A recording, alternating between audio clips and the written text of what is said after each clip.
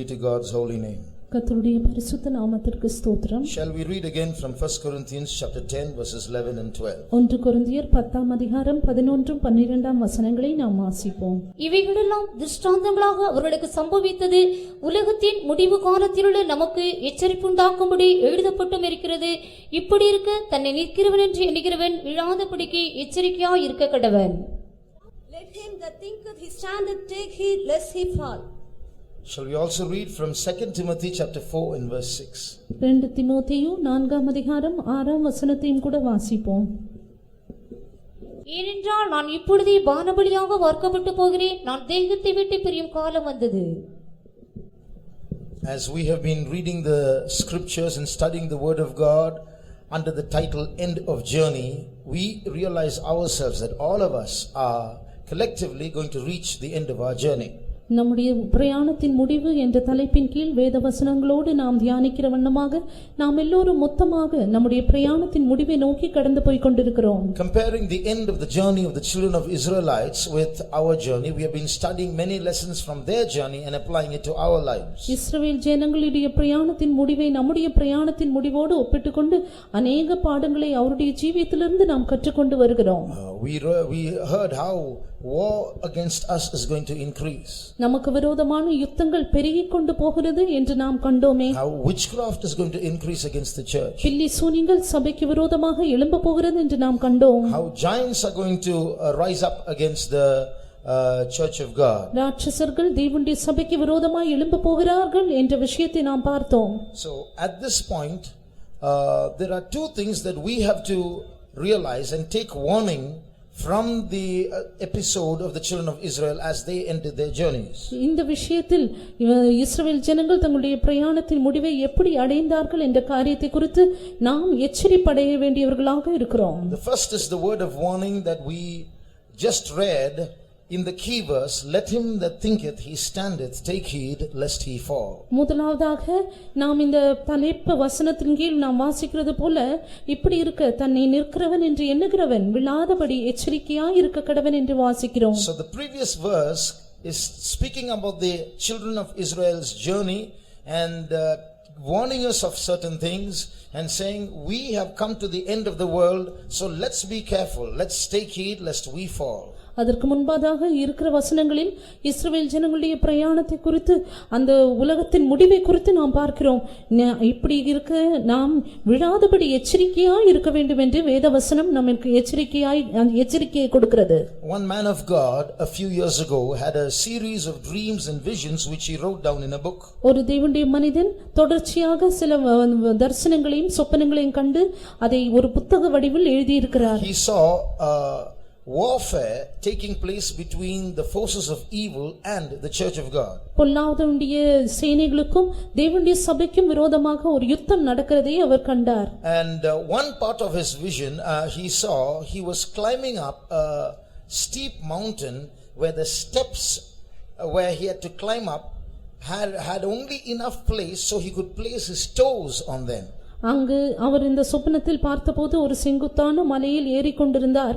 அந்த மலையின் பாதையில் அவருடைய உள்ளங்கால்கள் மட்டும் வைக்கக்கூடியதான அந்த ஒரு பாதை மட்டும்தான் காணப்பட்டது. கால் விரல், அந்த கால் விரல்கள் மட்டும் வைக்கக்கூடியதான இடம்தான் காணப்பட்டது. Somehow he managed to scramble up till he reached a plain which was very large and he could stand safely. எப்படியோ மேலே போய் அந்த பத்திரமாக நிற்கக்கூடிய ஒரு இடத்திற்கு அவர் சென்று விட்டார். And when he was standing there, suddenly he slipped and almost fell down that cliff. அங்கு நின்று கொண்டிருந்த போது திடீரென்று வழுக்கி அவர் கீழே விழுந்து விட்டார். He was about to fall. அவர் கீழே விழ போனார். Suddenly an angel came to his rescue and caught him. திடீரென்று ஒரு தேவதூதன் அவருக்கு பாதுகாப்புக்காக வந்து அவரை பாதுகாத்தார். So this man of God said, when I was climbing up in such risky areas where I could place only my toes, I didn't fall. But when I came to the safe area where I thought I was safe, suddenly I slipped and fell back. Why? அப்பொழுது இந்த தேவனுடைய மனிதன் இப்படியாக ஒரு கேள்வியை எழுப்பினார். நான் மிகவும் கடினமாக என்னுடைய கால் விரல்கள் மட்டும் வைக்கக்கூடியதான இந்த இடத்தில் நான் விழ போகவில்லை. ஆனால் நான் இப்பொழுது பாதுகாப்பாக இருக்கிறேன் என்று நினைத்த அந்த இடத்திலிருந்துதான் நான் விழப்போனேன், அது ஏன் என்று கேட்டார். The angel said, அப்பொழுது தேவதூதன் இப்படி சொன்னார், let him that thinketh he standeth take heed lest he fall. தன்னை நிற்கிறவன் என்று எண்ணுகிறவன் விழாதபடி எச்சரிக்கையாய் இருக்க கடவன் என்று சொன்னார். So this man was very careful in those risky areas, but he got that feeling of security when he reached a safe place. The angel was saying, be very careful of such feelings. ஆபத்தான நிலவரத்தில் இருக்கும்போது அவர் மிகவும் பயந்து காணப்பட்டார். ஆனால் தாராளமான பாதுகாப்பான இடத்தில் வந்தபோது தேவதூதனானவர் இப்படி அவரை எச்சரிக்கிறார், விழாதபடி நீ எச்சரிக்கையாய் இருக்க வேண்டும் என்று சொல்லுகிறார். So one counsel of God to all of us as we reach the end of our journey. நம்முடைய பிரயாணத்தின் முடிவை நோக்கி செல்கிறதான நமக்கு இருக்கிறதான ஒரு தேவனுடைய ஆலோசனை என்னவென்றால், if you read the 10th chapter from the beginning, God is telling the negative attributes of the children of Israel, telling us from their lessons why they failed, where they failed, and is telling us, you don't do that, you be very careful. 1 கொரிந்தியர் 10ஆம் அதிகாரத்தில் கர்த்தர் நம்மை எச்சரிக்கிறார்.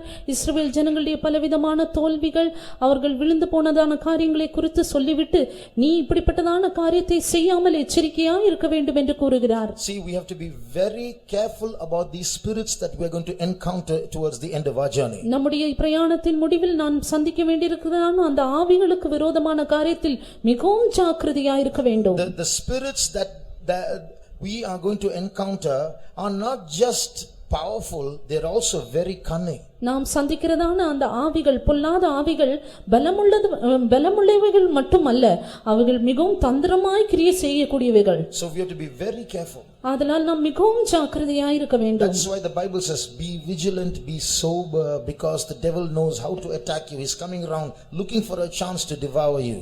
அதனால் பரிசுத்த பவுல் சொல்லுகிறார், பிசாசானவன் எவனை விழுங்க வேண்டும் என்று அவன் சுற்றி திரிகிறான். அதனால் மிகவும் தெளிந்த புத்தி உள்ளவர்களாய், ஜாக்கிரதை உள்ளவர்களாய் காணப்படுங்கள் என்று சொல்லுகிறார். Especially when God gives us victories in these battles, as the battles increase, God is going to anoint us and He is going to give us victories. முக்கியமாக இந்த யுத்தங்கள் பெருகி வருகிறபோது கர்த்தர் நம்மை அபிஷேகித்து நிச்சயமாக நமக்கு ஜெயத்தை கட்டளையிடுவார். For example, before the Israelites started their end of journey battles, God promised them, I will cut off these nations and I will give you their houses and their lands. You are going to succeed them. உதாரணமாக இஸ்ரவேல் ஜனங்களுடைய பிரயாணத்தின் முடிவில் அவர்கள் சந்திக்க வேண்டியதான யுத்தங்களை குறித்து கர்த்தர் ஏற்கனவே சொன்னார். நீ நிச்சயமாக அவர்களை மேற்கொண்டு அவருடைய வீடுகளையும் அவர்களுடைய திராட்சை தோட்டங்களையும் எல்லாவற்றையும் நீங்கள் எடுப்பீர்கள் என்று சொன்னார். Read Deuteronomy 19:1. உபாகமம் 19ஆம் அதிகாரம் 1ஆம் வசனத்தை வாசிப்போம். உன் தேவனாகிய கர்த்தர் உனக்கு கொடுக்கும் தேசத்தின் ஜாதிகளை உன் தேவனாகிய கர்த்தர் வேறிற்று போக பண்ணுவதினால் நீ அவர்கள் தேசத்தை சுதந்தரித்துக் கொண்டு அவர்கள் பட்டணங்களிலும் அவர்கள் வீடுகளிலும் குடியேறும் போதும், whose land the Lord thy God giveth thee, and thou succeedest them and dwellest in thy cities and their houses. So just like God encourages us saying He is going to give you the victory, God encourages them in advance and says, I am going to give you the victory. கர்த்தர் நம்மை பலப்படுத்தி நம்மை தைரியப்படுத்தி நான் உனக்கு ஜெயத்தை தரப்போகிறேன் என்று சொல்லுகிற வண்ணமாக அவர்களுக்கும் கர்த்தர் சொல்லுகிறார், நான் உனக்கு ஜெயத்தை கட்டளையிடுவேன். But when God gave them the victory also, அவர்களுக்கு கர்த்தர் ஜெயத்தை கொடுக்கவும் செய்தார். when God gives us the victory, we have to be very careful. That's the point that this verse 12 of 1 Corinthians 10 tells us. Be very careful. You think you won, you think you're standing, be very careful. That's the time the devil will attack you. ஆனால் கர்த்தர் சொல்லுகிறார், கர்த்தர் நமக்கு ஜெயம் தருவார், நிச்சயமாக தருவார். ஆனால் ஜெயம் தருகிறதான அந்த நேரத்தில் நாம் மிகவும் ஜாக்கிரதையா இருக்க வேண்டும். அதனால் கர்த்தர் சொல்லுகிறார், நிற்கிறேன் என்று எண்ணுகிறவன் நீ விழாதபடி எச்சரிக்கையாய் இருக்க கடவன். History has told us again and again that in many places where revivals have broken out, the very revivals have become the starting point of backsliding as well. சரித்திரமானது மறுபடியுமாக சொல்லுகிறது, எங்கெல்லாம் எழுப்புதல்கள் ஆரம்பித்ததோ அங்கெல்லாம் அநேக வஞ்சனைகளுக்கும் ஆரம்பமாக காணப்பட்டது. See, one technique that the enemy can use to make us fall, நம்மை விழ செய்யும்படி சத்ரு உபயோகிக்கிறதான ஒரு தந்திரம் என்னவென்றால், when we go barge against him ferociously with all our speed to push him down, ஆத்திரத்தோடும் மிகவும் வைராக்கியமாக அவனை தள்ளிவிடும்படியாக அவனுக்கு விரோதமாக பிசாசுக்கு விரோதமாக நாம் செல்லும் பொழுது, all he has to do is to move aside as we come crashing into him, and when he moves aside he has to push us in the same speed that we are moving, then we'll go too fast and fall down. அவன் செய்கிற காரியம் என்னவென்றால் நாம் எந்த அளவுக்கு எந்த வேகத்தில் அவனுக்கு விரோதமாக செல்லுகிறோமோ திடீர்னு என்று அவன் மாறி அதே வேகத்தில் நாம் சென்று இடித்து நாம் கீழே விழ வேண்டும் என்று அவன் நினைக்கிறான். He can push us in the same direction. அதே நேர்முறையாக அதே திசையில் அவர் நம்மை கொண்டு போகிறார். So that's why we have to be very careful. அதனால் நாம் மிகவும் ஜாக்கிரதையா இருக்க வேண்டும். Especially when God gives us victory, we have to be very careful. அது மாத்திரமல்ல, முக்கியமாக கர்த்தர் நமக்கு ஜெயம் தரும்போது நாம் மிகவும் ஜாக்கிரதையாய் காணப்பட வேண்டும். One day one servant of God was casting out a demon from a young boy. ஒரு நாளில் ஒரு தேவனுடைய ஊழியர் ஒரு சிறு பையனிலிருந்து ஒரு அசுத்த ஆவியை துரத்தி கொண்டிருந்தார். The demon said, I am Lucifer. அப்பொழுது அந்த அசுத்த ஆவி நான் லூசிபர் என்று சொன்னது. But you are too powerful for me. ஆனால் நீ எனக்கு மிகவும் வல்லமை உள்ளவனாய் இருக்கிறாய். And that boy fell backwards, the spirit left him. அப்படியாக அந்த பையன் கீழே விழுந்தபோது அந்த ஆவி அவனை விட்டு போனது. So the brother was very happy. See, God has given us power even over Lucifer. லூசிபருக்கு மேலேயும் கர்த்தர் எனக்கு அதிகாரம் தந்திருக்கிறார் என்று அந்த பாஸ்டர் மிகவும் ஆச்சரியப்பட்டார், சந்தோஷப்பட்டார். So that brother went and told the sister in charge, sister, see what happened. அப்பொழுது அந்த சகோதரன் சென்று அந்த மூத்த சகோதரியிடம் என்ன நடந்தது என்று பாருங்கள் என்று சொன்னார். சந்தோஷத்தோடு சொன்னார். See, I cast out that demon. He said, I am Lucifer, and went off. நான் பிசாசை துரத்தினேன், அது லூசிபர் என்று சொல்லி அது ஓடி போயிற்று என்று சொன்னார். And the sister said, அப்பொழுது அந்த சகோதரி சொன்னார்கள், can you see what's happening? என்ன சம்பவிக்கிறது என்று உனக்கு தெரியுமா? That Lucifer left that boy. அந்த லூசிபர் அந்த பையனை விட்டு சென்று விட்டது. Now it has come behind you and it is talking to you. You know, you are greater than Lucifer. ஆனால் அது உனக்கு பின்னாக வந்து உன்னிடத்தில் பேசிக் கொண்டிருக்கிறது, நீ லூசிபரை பார்க்கிலும் பெரியவன் என்று உனக்கு தெரியுமா? So can you see a small pride peeping inside you? இப்பொழுது உனக்குள்ள ஒரு சிறு பெருமை வளருகிறதை நீ காண்கிறாயா? So that's called the cunningness of our adversary. He will act as though he is defeated and try to push us in another direction. அதுதான் நம்முடைய எதிராளியுடைய தந்திரமாக இருக்கிறது. தோற்று போனதை போல காண்பித்து பிற்பாடு நம்மை வேறொரு திசைக்கு நேராக எடுத்து செல்கிறான். I told you about this man of God who saw many dreams. இந்த अनेक சொப்பனங்களை கண்டதான தேவ மனிதனை குறித்து சொன்னேனே. In one particular dream, there was a battle between the church of God, the saints of God, and demons. ஒரு சொப்பனத்தில் தேவனுடைய பரிசுத்தவான்களுக்கும் பிசாசுகளுக்கும் நடுவில் நடந்ததான சண்டையை குறித்து அவர் பார்த்தார். So the saints of God were standing in various parts of a mountain slope and shooting at eagles that were coming as evil forces against God's people. அப்பொழுது மலை சரிவின் பல பகுதியில் இருந்து பரிசுத்தவான்கள் நின்று தேவனுடைய ஜனங்களுக்கு விரோதமாய் வருகிறதான ஆவிகள் வல்லமைகளுக்கு விரோதமாக அவர்கள் சுட்டுக்கொண்டே இருந்தார்கள். Every arrow hit an eagle. There was no missing the mark. It was a very successful battle. ஒவ்வொரு அம்பும் அந்த இப்பொல்லாத வல்லமையை தாக்கிக் கொண்டே இருந்தது. மிகவும் ஜெயகரமான ஒரு யுத்தமாக அது காணப்பட்டது. In that battle, the church won.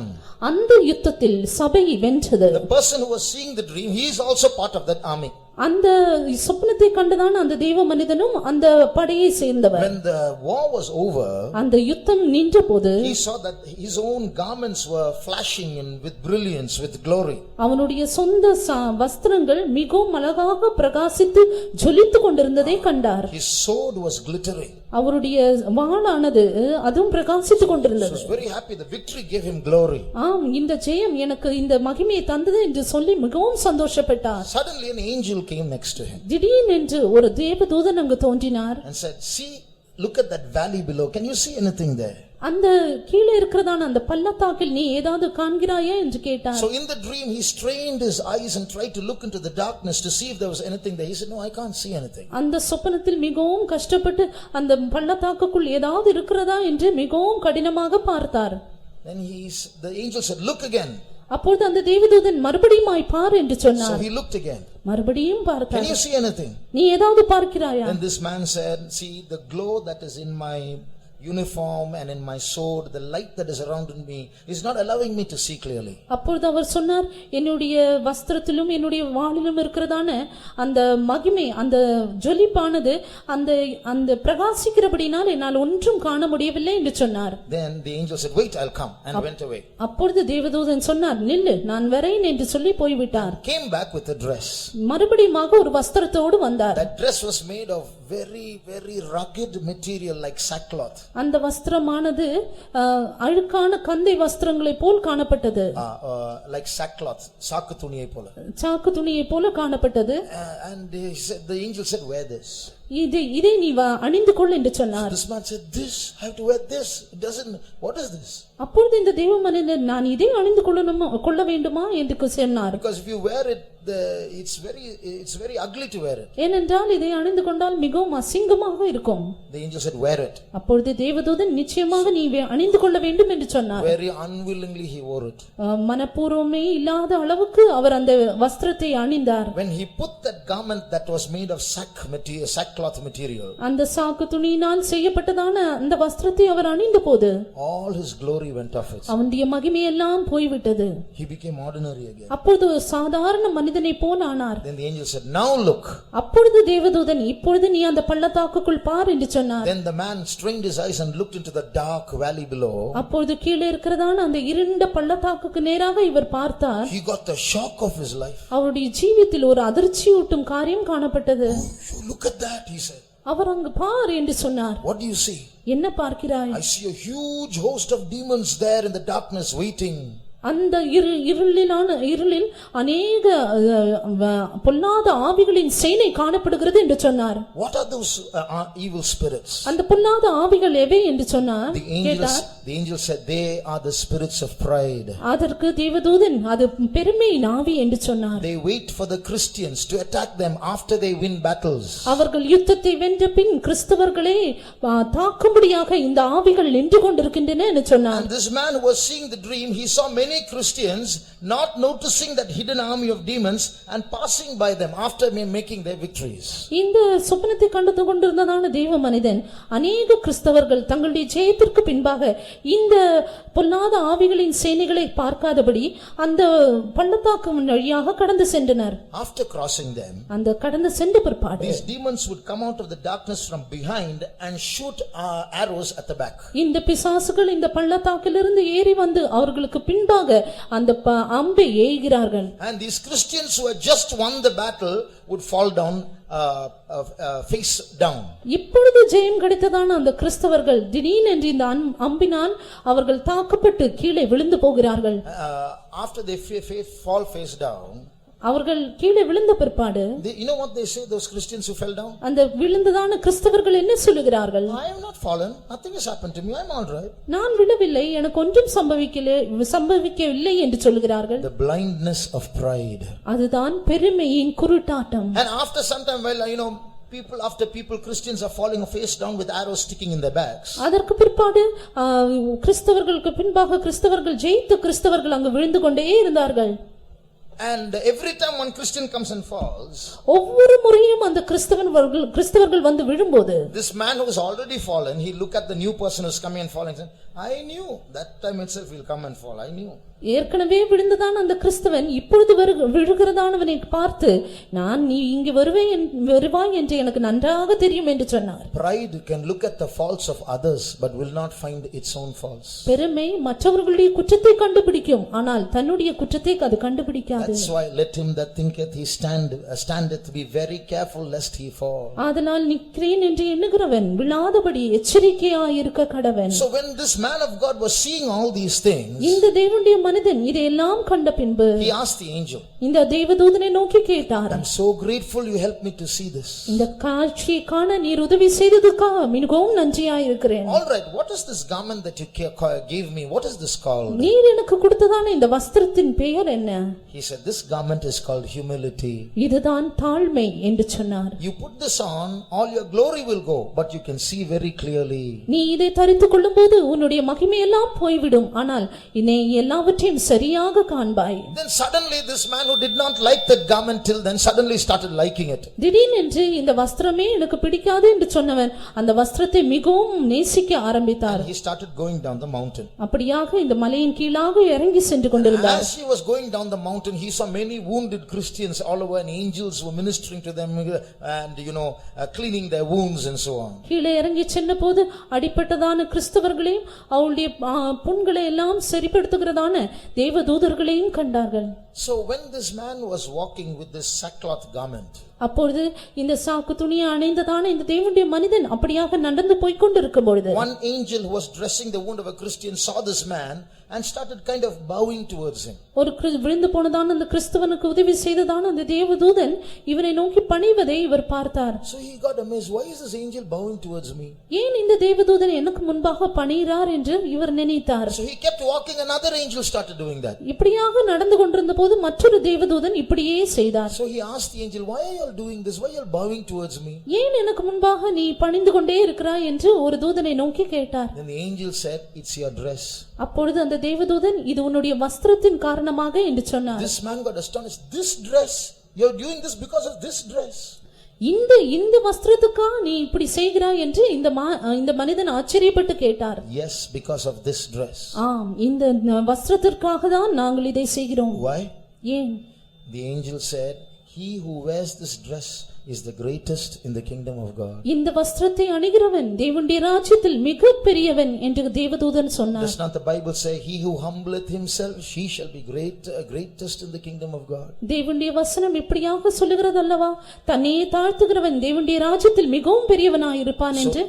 Let him that thinketh he standeth not be happy because he stands, but be very careful, very humble, very sober. நிற்கிறவன் என்று தன்னை குறித்து எண்ணுகிறவன் மிகவும் சந்தோஷப்படாமல் மிகவும் ஜாக்கிரதையா இருந்து விழாதபடி எச்சரிக்கையாய் இருக்க கடவன். That's the first warning that the Bible wants to give us. இதுதான் வேதாகமம் நமக்கு கொடுக்க விரும்புகிறதான முதல் எச்சரிப்பு. In the journey of the children of Israel, இஸ்ரவேல் ஜனங்களுடைய பிரயாணத்தில் there were two occasions when a census of the population of Israel was taken. இரண்டு முறை அவளுடைய கூட்டத்தின் அவளுடைய ஜனத்தொகை எடுக்கப்பட்டது. If you turn to Numbers chapter 1, என்னாகமம் 1ஆம் அதிகாரத்தில் நாம் வாசிக்கும் பொழுது read verse 46, we read of the first census there. 46ஆம் வசனத்தில் அதன் முதலாவது ஜனத்தொகையை நாம் பார்க்கிறோம். Read that number please. 6,3550 பேராய் இருந்தார்கள். Even all they that were numbered was 600,000 and 3,550. So 6,03,550 was the first count. 6,03,550 தான் முதல் ஜனத்தொகை. After some time, towards the end of their journey, again a census was taken. சில நாட்களுக்கு பிற்பாடு அவளுடைய பிரயாணத்தின் முடிவில் மறுபடியுமாக ஒரு ஜனத்தொகை எடுக்கப்பட்டது. I want you to keep that number in mind. அந்த தொகையை நீங்கள் மனதில் வைக்க வேண்டும் என்று நான் விரும்புகிறேன். 6,03,550. முதலாவதாக 6,03,550. The next census in Numbers 26:51. அடுத்ததாக என்னாகமம் 26ஆம் அதிகாரம் 51ஆம் வசனம். இஸ்ரவேல் புத்திரரில் எண்ணப்பட்டவர்கள் 6,01,730 பேராய் இருந்தார்கள். These were the number of the children of Israel, 600,000 and 1,730. So the second time the census was taken, it was 6,01730. 6,01,730 என்று நாம் பார்க்கிறோம். Almost the same, but the second count is now reduced a bit. இப்பொழுது இந்த இரண்டாவது ஜனத்தொகை குறைவாக காணப்படுகிறது. Now listen to this very carefully. இதை நன்றாக கவனித்து கேளுங்கள். There was a space of about 40 years between these two countings. இந்த இரண்டு ஜனத்தொகைக்கு நடுவில் 40 வருடங்கள் அதன் வித்தியாசமாய் காணப்பட்டது. Both are about 6 lakhs. இரண்டு ஜனத்தொகையும் 6 லட்சம் தான். But what has to be observed is, ஆனால் மிகவும் கவனிக்க வேண்டிய காரியம் என்னவென்றால், the second 6 lakhs, except for 2 people, everyone was new. The first 6 lakhs all perished in the wilderness. இரண்டாவது 6 லட்சம் பேரில் 2 பேர் மட்டும்தான் பழையவர்கள், மற்ற எல்லாம் புதிய ஆட்களாக இருந்தார்கள். பழைய ஜனத்தொகையில் இருந்ததான 6 லட்சம் பேரும் முற்றிலுமாக அழிக்கப்பட்டார்கள். That's why the Bible says, see, they disobeyed, they rebelled, they lusted, they tempted, they disbelieved.